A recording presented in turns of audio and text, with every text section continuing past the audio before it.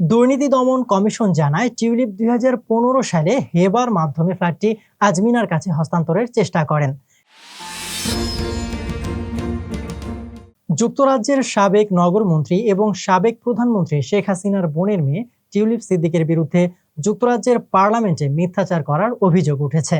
British সংবাদ মাধ্যম daily mail শনিবার এক প্রতিবেদনে জানায়, বাংলাদেশে তার নামে থাকা একটি ফ্ল্যাটের কারণে এই অভিযোগের সূত্রপাত। দুর্নীতি বিরোধী কমিশনের অনুরোধে বাংলাদেশ সরকার ৬ লাখ পাউন্ড সমমূল্যের ফ্ল্যাটটি জব্দ করেছে এবং তার বিরুদ্ধে তদন্ত চলছে।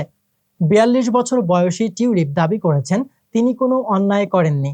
তিনি ডেইলি মেলকে জানায়, ২০০২ সালে বাবা মায়ের কাছ থেকে উপহার হিসেবে ফ্ল্যাটটি পেয়েছিলেন এবং ২০১৫ সালে এটি বৈধভাবে তার বোন আজমিনার কাছে হস্তান্তর করেন।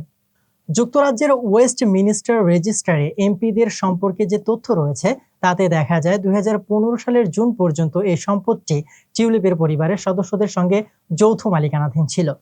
তবে ডেইলি মেল গত সপ্তাহে ঢাকা সাব রেজিস্ট্রি অফিসে অনুসন্ধান করে জানতে পারে, টিউলিপ সিদ্দিক এখনও ফ্ল্যাটটির মালিক, যা দুদক দাবি করেছে।